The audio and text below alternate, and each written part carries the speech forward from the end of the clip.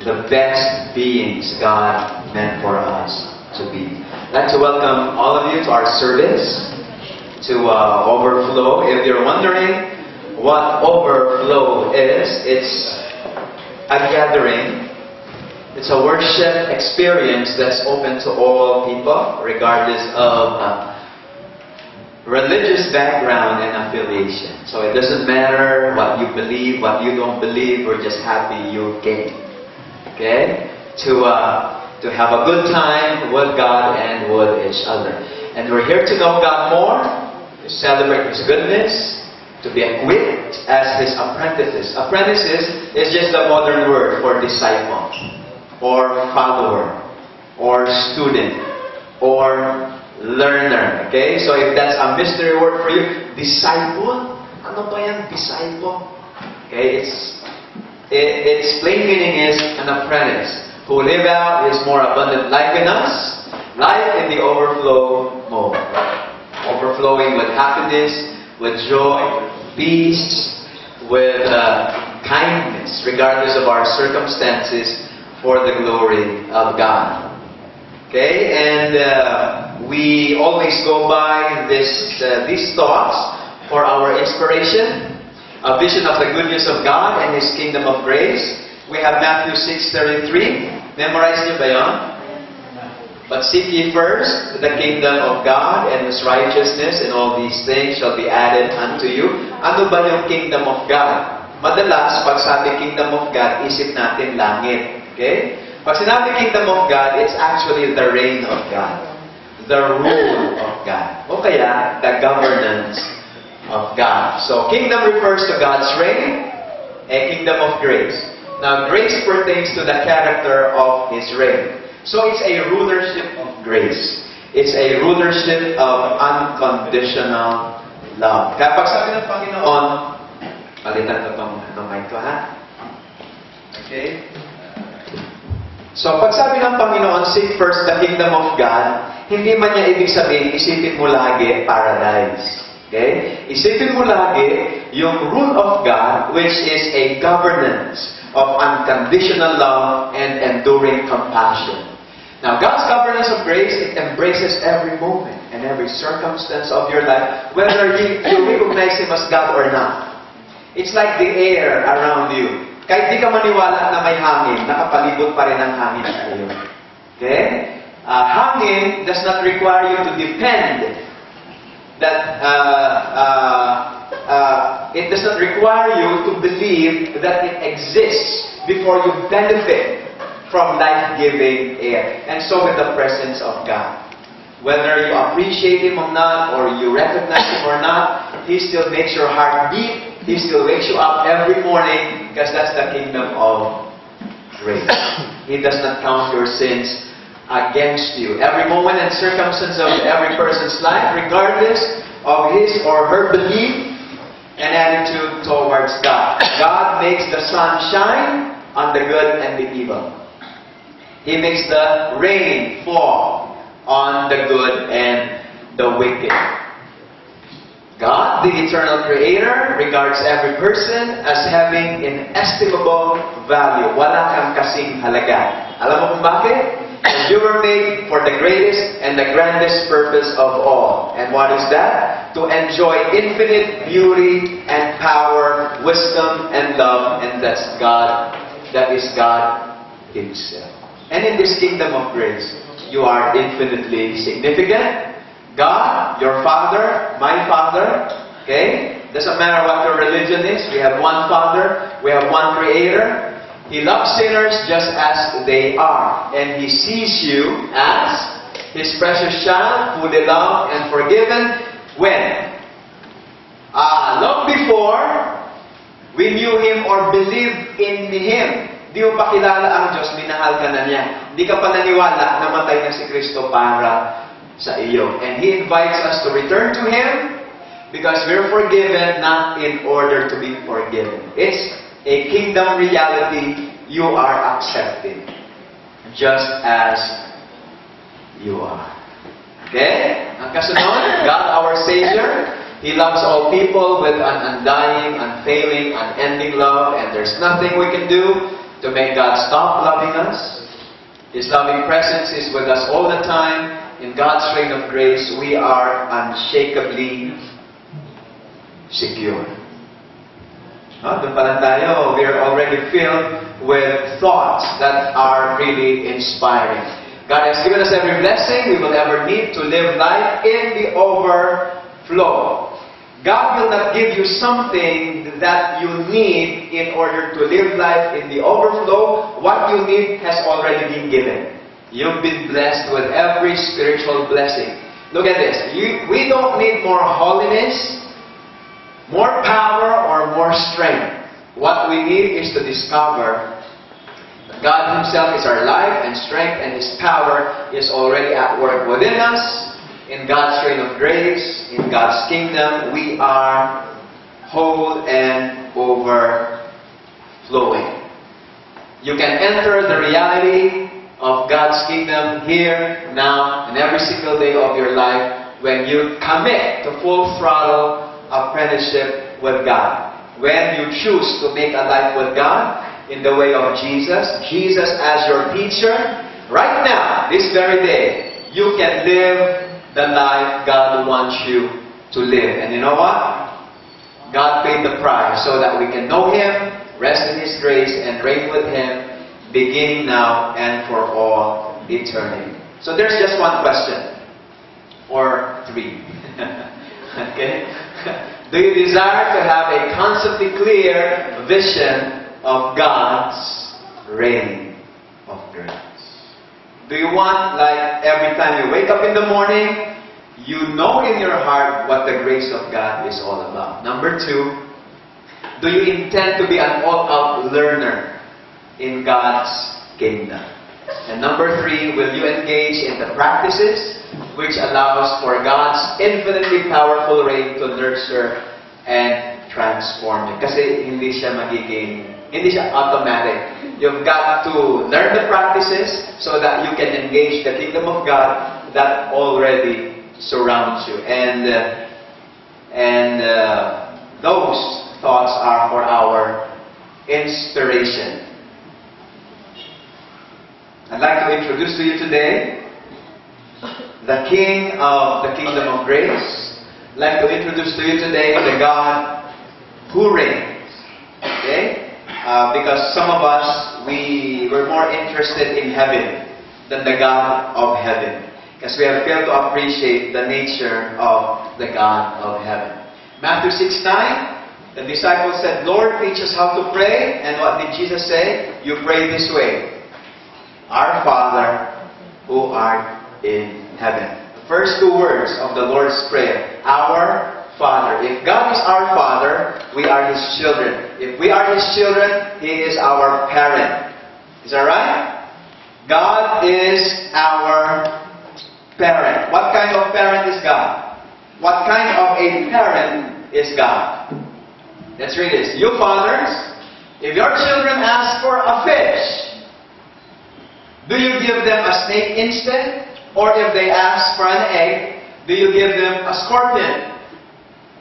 Of course not. So if you sinful people know how to give good gifts to your children, how much more will your Heavenly Father give the Holy Spirit to those who ask Him? If sinful parents are that loving to their children, how much more God, who is love Himself. Kung tayo nga na mga nagkakamali at saka mga nagkukulang, ganun magmahal sa anak, ang Diyos pa kaya.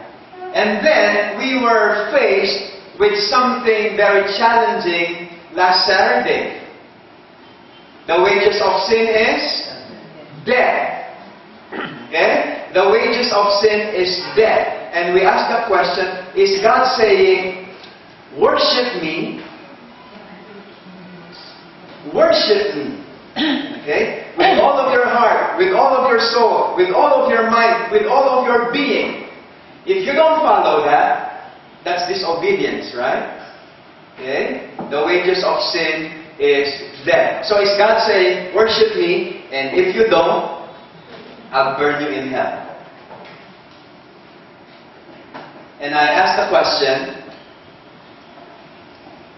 Isaiah 49:15, can a mother forget her sucking child, that she should not have compassion on the son of her womb? Yea, they may forget, yet I will not forget you. O Jerusalem, Jerusalem, the city that kills the prophets and stones God's messengers, how often I have wanted to gather your children together as a hen protects her chicks beneath her wings, but you wouldn't let me. Okay? So point number one is this. It is absolutely what? Impossible for sinful human beings to become more loving parents than God, who Himself is what? Eternal love. It's just impossible. So if that's impossible, how come you have texts like this? You have conceived child. You will give birth to stubble. My breath will consume you like a fire. The peoples will be burned to lime, like cut thorns which are buried, that are burned in the fire. Here's another one. Then shall they that obey not the gospel, what's going to happen? They will be consumed with the spirit of His mouth and be destroyed with the brightness of His coming. And I ask you the question, what mistake can your child commit? Okay? What mistake can your child commit? Anong pwedeng gawing kasamaan ng anak mo na ang gagawin mo sa kanya, ilagay mo siya sa oven? Max temperature. Is there something? Okay, a loving parent. Anong pwedeng gawin ng anak niya? Anak, ginawa mo yan. Sorry, lagay kita sa oven. Number 10.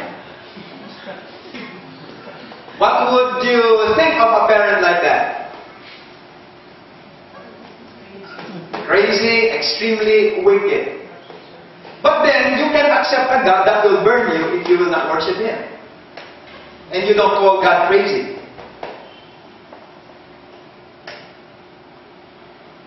How do you answer that? That's why there are plenty of atheists in the world. If that is the God you're introducing to me, I would rather burn in hell than spend eternity with Him.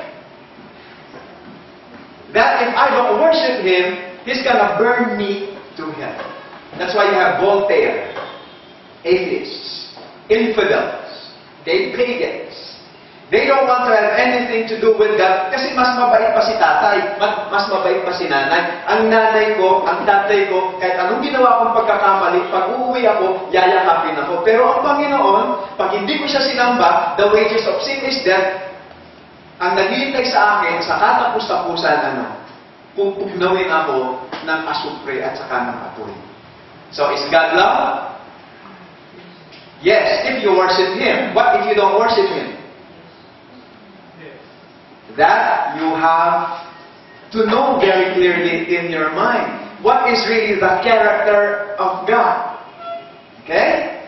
We've got to understand. And the good news of hell. Okay? That's our topic. The good news of hell. Before we talked about the good news of the judgment.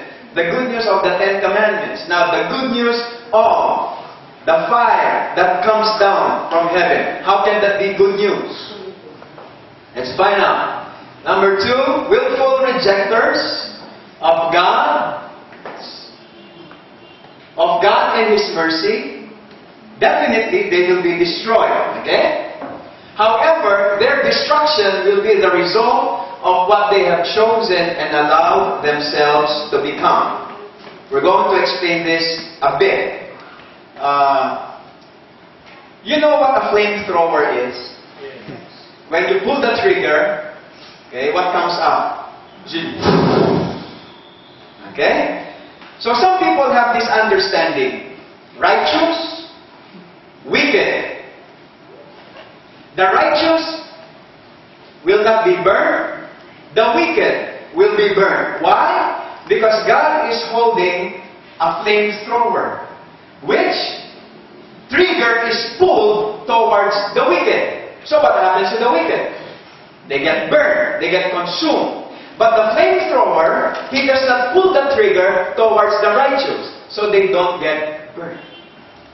That's the understanding. That's the common understanding. God has a flamethrower. And the reason the wicked are consumed is because God pulled the trigger. And the reason the righteous are not consumed because God did not pull the trigger.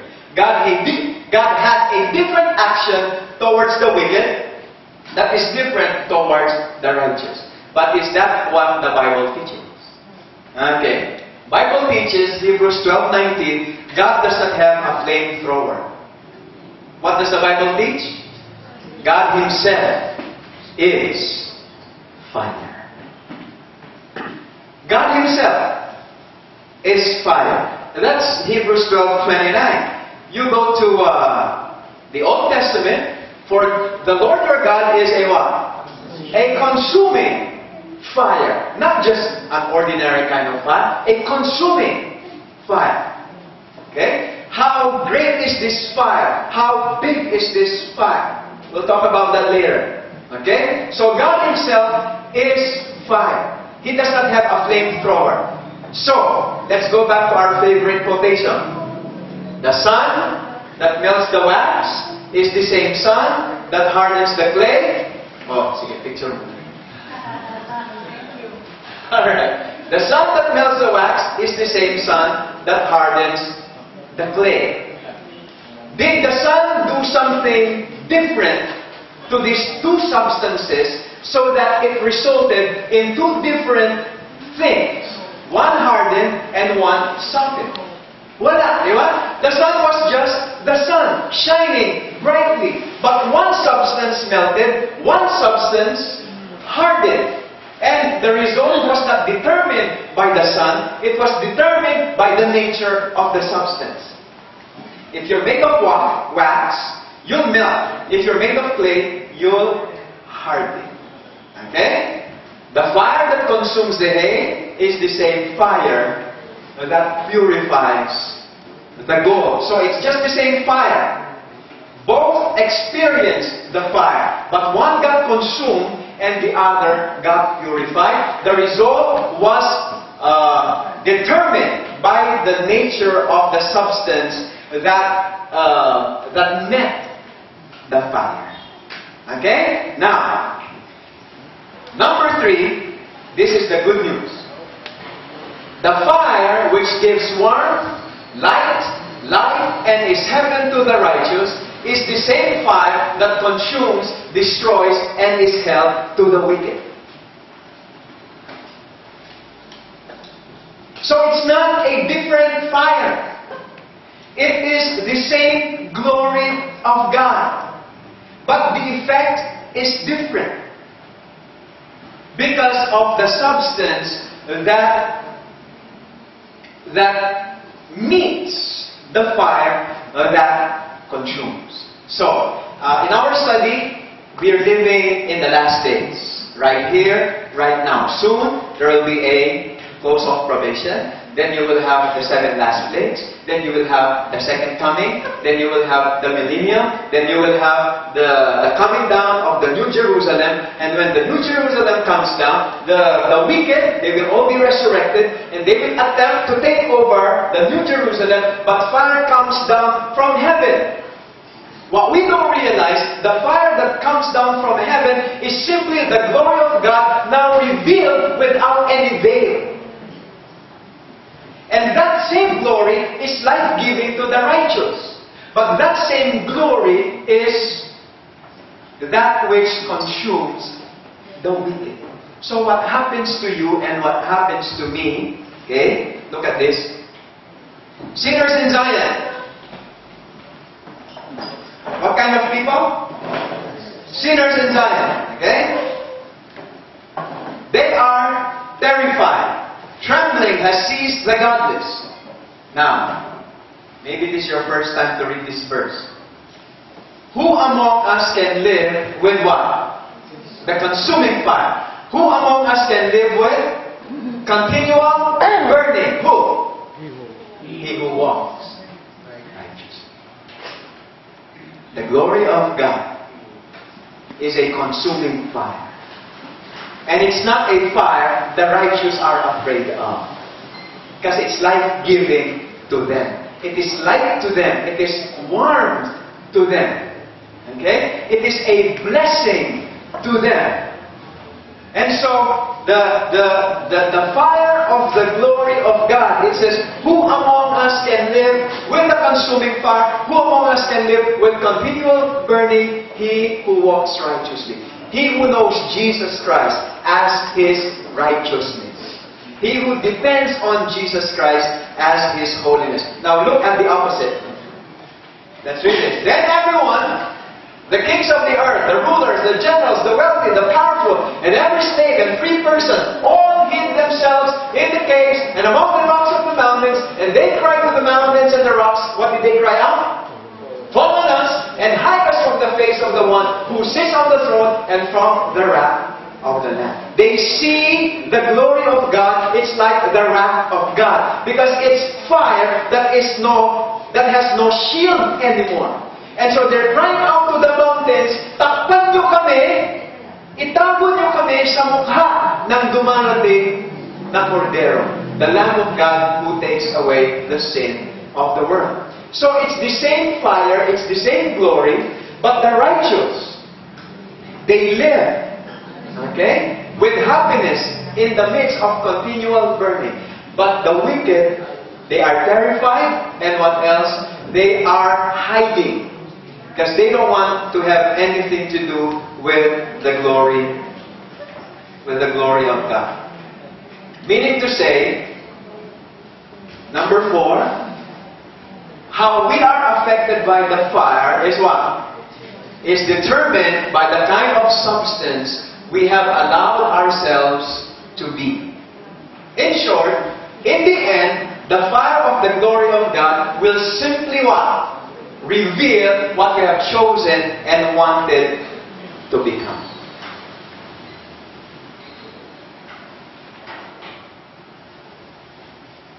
There you go. Number 4. Okay? Fire. When you meet fire, it will reveal what you're made of. So if before the contact, you're already gold, fire does not destroy you. It purifies you.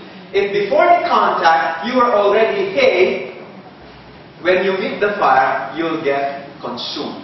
That's why how you're affected by the fire is determined by the kind of substance you are made of. The glory of God will only reveal what we have chosen and wanted to become. This is a scriptural principle. Galatians 6:7, do not be deceived.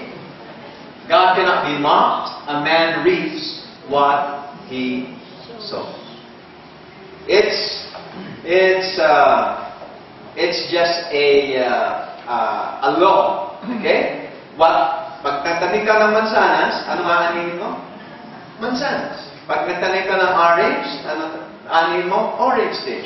Okay? So if your choices will result in you becoming hay, you will become hay. If your choices every day will result in a character that's made of gold, okay, you will become gold. That fire will purify. This day I call heaven and earth as witnesses against you, that I have set before you life and death, blessings and curses. Now, you choose life. And every time you choose life, and God is life. Okay? Every time you choose love, and God is love. And every time you choose truth, Jesus said, I am the way, the truth, and the life. You are becoming, okay, what God wants you to be. Your character is turning into this substance that God wants. Okay? Number 5, when we choose to reject a life with God in the way of Jesus, and then we live out of contact with and isolated and insulated from the embracing reality of God's reign, we are automatically operating in what kind of mode? Self-rule. So there's God's rule as the kingdom of God. The rule of God, the reign of God. What's the opposite? Me, myself, and I. Self-rule. The The kingdom of God is life-giving. Because it's a kingdom of life. It's a kingdom of truth. It's a kingdom of grace. It's a kingdom of abundance. But self-rule, you don't have your own love. You don't have your own life. You don't have your own anything. So if you choose self-rule, you're choosing death. God doesn't have to kill you. You're killing yourself. It's suicide. It's like a patient connected to a breathing machine, and the patient said, I don't want the breathing machine, and he cuts the tube. Does the doctor need to blow his brains out for the patient to die? No. The rejection of the patient of the breathing machine is already his action of killing himself. What's the highest building in Manila?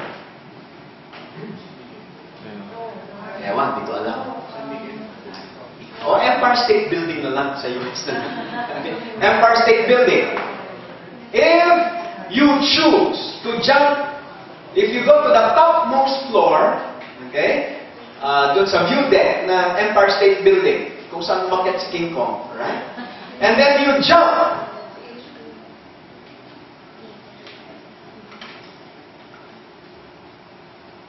Eventually, what's gonna happen? When you reach the ground, okay, there. Okay? When you choose self-rule, it's like that. God does not have to miraculously intervene to kill you. Because you're good as dead. Because you've chosen your own rule, you've chosen your own way. Kaya maraming namamatay daw pag kinakanta yung I did it my way. Alright? But that's self-rule. But I'll show you how serious this is. What is sin? Sin is actually to miss the mark. Okay? Everyone who is doing the sin is doing lawlessness, and the sin is the lawlessness. That's the literal translation. But sin means missing the mark. What is the mark? The mark is none other than the heart of God. The character of God, the incomparableness of who God is, that is the mark. When you enjoy as your greatest treasure the heart of God, you're hitting the mark. What is sin? Sin is declaring that there is not enough goodness in God for me to be most happy in Him. That's what sin is. You're saying, God is not enough. Some things make me happier. Some things make my life more meaningful. So even though you're not killing anybody, but you are more fulfilled and satisfied with something else or someone else, that is what sin is. That's self-rule. Okay? So you don't have to bow down to a giant image, okay, that has horns, and bring food to it before you violate the first commandment. You shall have no other gods before me. Whatever gives you more pleasure and more meaning and more happiness and more joy and more purpose than God, that is your God. So you already have another God. Okay? So without killing anyone, without murdering, when God is not your supreme treasure, when God is not your highest joy, when God is not your deepest passion, that's what sin is. That is what self-rule is. Okay? Now, this is what's gonna happen. Self-rule is depending on our resources for life, significance, meaning, love, and security. Like when your theme song is, I can't live if living is without you. Okay? Kulang ako kung wala ka. Okay? When there's no getting over that rainbow. Okay? But I won't last a day without you. Okay? Because it's you who fills the emptiness in me. Alright? Self-rule. You get your significance and meaning and happiness from another person or from some object. Self-rule. Okay? Now, what happens? Reign of self debases our nature with evil. It puts us out of harmony with God. It corrupts our being and destroys our capacity to enjoy God's glory. Through a lifetime of rebellion, what happens? Our characters become irreversible.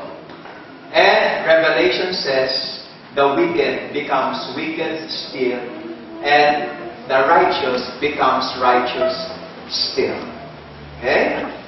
And when everyone's character has become permanent, then probation closes. Okay? That is what happens. When we choose every day to reject the kingdom of God, God will not force you. But what's happening? You're changing your character. And then it will reach a point when it becomes permanent. We have committed the sin against the Holy Spirit. And there is no turning back. Even if you're given 1,000,000 years, you will choose the same. Self-rule, self-rule, self-rule. Okay? Now, I have a favorite author. And let me show you some of what he wrote. Okay? We're not to regard God as waiting to punish the sinner for his sin. The sinner brings the punishment upon himself. His own actions start a train of circumstances that bring the sure result. Every act of transgression, what does it do? It reacts upon the sinner. It works in him a change of character and makes it more easy for him to transgress again. Okay, so it's like this. Did you hear that? Okay, and then when I do this again, but then there's something, you still hear it, right? Then same intensity, but the sound becomes less and less to your hearing. Not because there was less effort in the knock, but because your heart is getting callous. Kumakapal yung puso mo. Kaya kahit anong katok, darating yung panahon, wala ka nang maririnig. Hindi dahil hindi na kinakatok ang puso mo. Dahil nawalan ng kakayahan ang puso mo na marinig yung katok. That's what sin does. When you choose disobedience, when you choose self-rule, you are destroying your capacity to hear and to respond to God. Okay? That's why God is not punishing you. You have brought the punishment to yourself. Okay? Tingnan yung kasunod. God destroys no man. Everyone who is destroyed will have destroyed himself. Everyone who stifles the admonitions of conscience is sowing the seeds of unbelief, and this will produce a sure harvest. What you sow, you will reap. There's another one. No soul is ever finally deserted of God, given up to his own ways, so long as there is any hope of his salvation. Man turns from God, not God from him. God does not divorce you. You divorce God. God does not turn away from you. You turn away from God. So the responsibility, it rests with the sinner.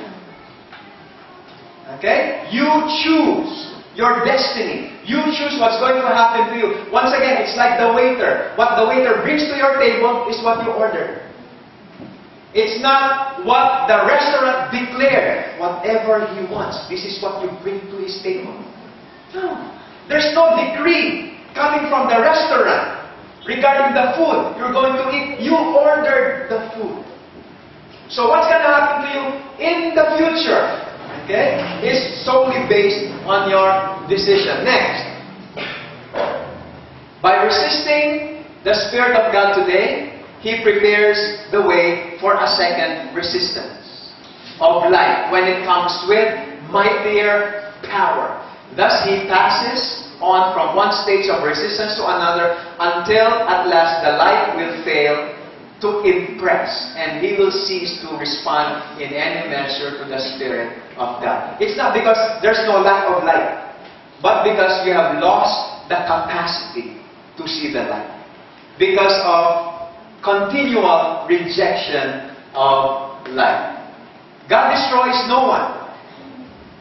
What's the next sentence? The sinner destroys himself by his own impenitence. These are quotations not from one book, okay? They're from different books, meaning it's really what is the conviction is. We want all to understand how the soul is destroyed.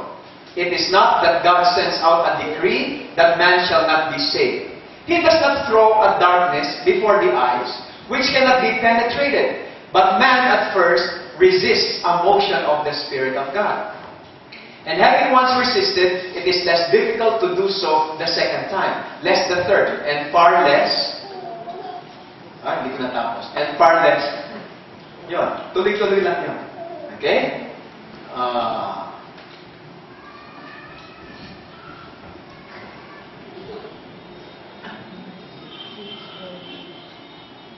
Christ is ready to set us free from sin, but He does not force the will. And if by persistent transgression, the will itself is wholly bent on evil, and we do not desire to be set free, if we will not accept His grace, what more can He do?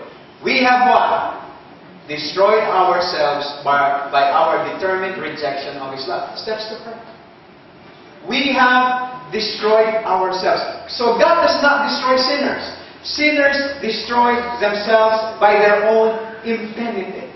So atheists, they reject God because what has been taught to them by preachers is, you worship God, if not, He will burn you. And I don't want to serve a God like that. And the good news is this, God does not destroy sinners, sinners destroy themselves. Then the end will come, God will vindicate His law and deliver His people. Satan and all who have joined Him in rebellion. Satan, the root, and his followers, the branches. Now, watch.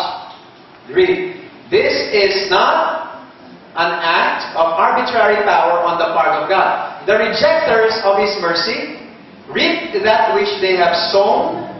God is the fountain of life, and when one chooses the service of sin, he separates from God. So God does not separate from the sinner. Okay? And thus cuts himself from life. He is alienated from the life of God. Christ says, all they that hate me love death. Then what happens?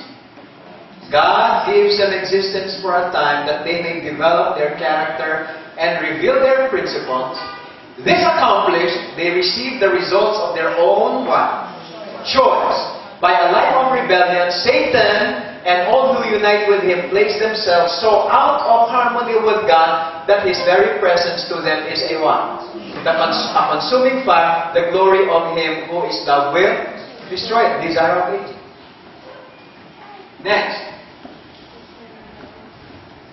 The light of the glory of God, which imparts life to the righteous, will what? Will slay the wicked. It's the same fire. It's the same glory that imparts life to the righteous, destroys also the wicked. So what happens to us is not because of a different action done to you that is different to the righteous or to anyone else. What happens to us is the result of the kind of substance that we are when we are face to face with the blazing glory of, with the blazing majesty of the glory of God. Now, look at this. Then shall they that obey not the gospel be consumed with the spirit of His mouth and be destroyed with the brightness of His coming. Together, like Israel of old, the wicked destroy themselves. They fall by their iniquity. By a life of sin, they have placed themselves so out of harmony with God. Their natures have become so debased with evil that the manifestation of His glory is to them a consuming fire. Great controversy. Okay? Their natures. So the substance has been so transformed that it cannot endure the light of the glory of God. Look at this. It is no arbitrary decree on the part of God that excludes the wicked from heaven. They are shut out by what? By their own unfitness for it. companionship. So God does not shut you out from heaven. You have disqualified yourself from entering heaven. You will not enjoy heaven. Heaven will be, let's take a look at this. Could those whose lives have been spent in rebellion against God be suddenly transported to heaven and witness the high and holy state of perfection that ever exists there? Could those whose hearts are filled with the hatred of God, of truth and holiness, mingle with the heavenly throng and join their songs of praise? Could they endure the glory of God and the Lamb? What's the answer? No, no. Years of probation were granted them that they might form characters for heaven, but they have never trained the mind to love purity. They have never learned the language of heaven, and now it is too late. A life of rebellion against God has unfitted them for heaven. Its purity, holiness, and peace would be what? Would be torture to them. The glory of God would be a consuming fire. They would long to flee from that holy place. The destiny of the wicked is what? Fixed by their own choice. Their exclusion from heaven is voluntary with themselves and just and merciful on the part of God. That's why I've given you illustrations before. You get your beautiful bird and you put it in the most expensive aquarium. What happens to the bird? It dies. But it's very expensive aquarium. It's like paradise. It's complete. There's nothing wrong with it. Why will the bird die? Because its nature is not fit for the aquarium. There's nothing wrong with heaven. Heaven is perfect. It's so beautiful. But if your heart and your nature is not fit for heaven, you'll not enjoy heaven. That's why here, right here and right now, God wants to give you a new heart and a new mind and a new spirit, so that when you are forever with God, you'll enjoy Him for eternity. But if you choose to reject the gift of a new heart and you don't want to become a new creation in Jesus Christ, if right now you will be transported to heaven, heaven will be a place of torture for you. It's so easy for God to bring all people to heaven, but not all people will enjoy heaven. Only those who's got heavenly characters will enjoy heaven. That's why Jesus died. So that right here, right now, you have a lifetime of an opportunity to enjoy God as your supreme treasure before that time. Okay? When the divine presence was manifested upon Sinai, this is the giving of the Ten Commandments. The glory of the Lord was like what? Devouring fire in the sight of all Israel. Now look at this. But when Christ shall come in glory with His holy angels, the whole earth shall be ablaze with the terrible light of His presence. Okay? So the glory of God is like a great fire. That's why I really shared with you what is the power of the sun. It's the equivalent of 92 billion nuclear bombs all exploding at the same time per second, and every second thereafter. And that's just the sun. It's one of the smallest stars in the whole universe. You can fit 1 million Earths inside of the sun, but you can fit in 7 quadrillion Earths inside of Canis Majoris. And Canis Majoris is not even the biggest. It's just the biggest that was discovered. So if we're talking about the glory of God, you cannot stand it unless Jesus Christ is your righteousness. Unless Jesus Christ is your holiness. Unless Jesus Christ is your very life. Which is your privilege and opportunity right here and right now. God, I want You as my greatest treasure. So finally, I won't explain this. I'll just show the last part. This was another lecture. Okay? Kompleto na ba yan? Meron pa? Meron pa ba? Okay. So I just want to tell you, we're living here right now. Okay? And then there will be a close of probation. This is 7 LP, 7 last plagues. Then you have the second coming of Jesus Christ. Then you have the 1,000 years, which is the millennium. When Jesus will come, the dead in Christ, okay, and the alive in Christ, the dead in Christ will be resurrected. Those alive in Christ will be transported. The dead wicked will remain dead. The alive wicked will die. Okay? And then you have the millennium. After the 1,000 years in heaven, Holy City descends with the saints. What's going to happen? Wicked race, sin and sinners, destroyed forever because the fire of the glory of God will consume them. Then you have the new heaven and the new earth. The reason I'm showing this right now is this. Before the close of probation,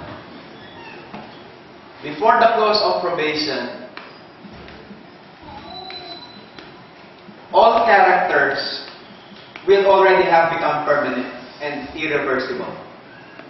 So you're not preparing for the second coming. You're not preparing for the close of probation. You're not preparing for the 7 last plagues. Okay? What you want, okay, every day of your life, you are living immersed in the kingdom of God so that the kingdom of God is able to do its work in you to make you, okay, what God wants you to be.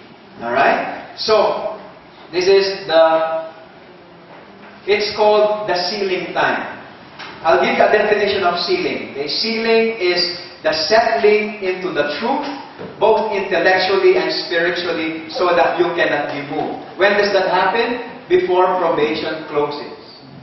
So when everyone, okay, has chosen God as their supreme treasure, there will be no turning back. And everyone who has rejected God, there will be no turning back. Then probation will close. And what's going to happen to you at the very, very end will be determined by the kind of character you have chosen. You have chosen yung pinili mong character na magkaroon ka.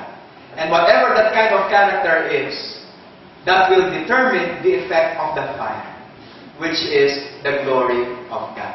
And if you get destroyed, God did not destroy you. You have chosen to be that kind of substance that the fire of the glory of God will destroy. God simply reveals Himself for who He is. How do we become the substance that is drawn to the fire of God's glory, that enjoys the glory of God? Let me just share with you last 2 verses. Matthew 7:17. Even so, every good tree bears good fruit, but a bad tree bears bad fruit. A good tree cannot bear bad fruit, nor can a bad tree bear good fruit. You want to bear good fruit? Be a good tree. How do you become a good tree? Not by doing good, but by receiving Jesus Christ as your goodness. How do you become righteous? Not by doing what is right, but by receiving Jesus Christ and treasuring Jesus Christ as your righteousness.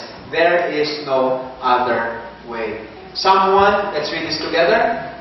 Blessed is the man who walks not in the counsel of the ungodly, but his delight is in the law of the Lord, and in his law he meditates day and night. He shall be like a tree planted by the rivers of water, that brings forth its fruit in its season, whose leaf also shall not wither, and whatever he does shall prosper. I just want to underscore this. Blessed is the man who walks not in the counsel of the ungodly, but his delight is in the law of the Lord, and in his law he what? He meditates day and night. It's not enough to sausaw your mind in the Word of God. It has to be marinated in the Word of God. It has to be immersed in the Word of God. It has to be submerged in the Word of God. Your mind has to be saturated with the beauty of the law of God, of the character of God, of the goodness of God. Pag sausawan lang, soy sauce lang, it will not change us. And it's our privilege right here and right now that the infinitely desirable and the infinitely delightful presence of God and love of God. Every day, we can choose it. And when we choose it, we're not living a life of rebellion. And we are becoming, every day, gold that is tried in the fire. So when somebody comes to you, you know, I don't believe in God. You just ask him, what kind of God you don't believe in? The one that destroys you and burns you in hell. Oh, I don't believe in that God either. Because the reason he does not believe is because he was given a wrong picture of God. And we were the ones who gave him a wrong picture. So let's study the Word of God, so that more people will stop rejecting God because of our wrong understanding of Him. Amen? Amen. It's such a privilege that many, many more people, okay, will know that God is not someone to be afraid of. He is someone to be a friend of. And they can know that good news through you. Amen? Amen. Shall we all rise and pray? Let's bow our heads. Our great God in heaven, we are so grateful today for the glimpse of truth you have given us. How truly loving and merciful you are. For you don't destroy sinners. Sinners do that to themselves. But Father, may we take this opportunity right now to just open our hearts and revel in your love, in your mercy, in your compassion, and declare with our mouths, you are good, you are compassionate, and you are kind, and we love you. Father, we'd like to sing this song to you that bears our belief that such is the kind of God you really are. May we bring delight in your heart as we sing to you in Jesus' name.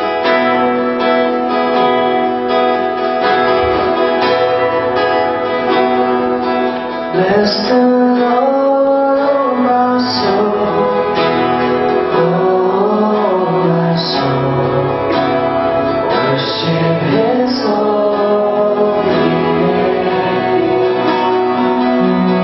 Sing like never before. Oh,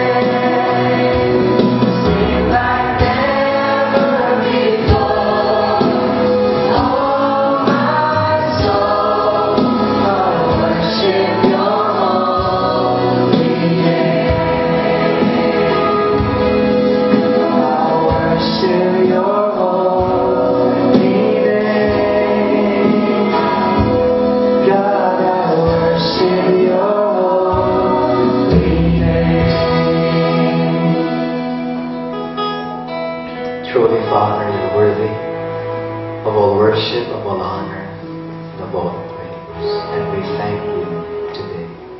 Thank you for touching our hearts. Thank you for giving us hope. Thank you for inspiring us with your love. Thank you for the good news we can share with others. That you are a God who does not destroy. You're a God who loves, oh God. And we are just so grateful for the privilege of having known you. Your heads are bowed, your eyes are closed. I just pray right now for everyone. Whatever you're going through, whatever burden you are carrying, and however difficult your struggles, I just pray right now that the comfort of your Holy Spirit will be your strength. I pray that the joy of the Lord will never leave you.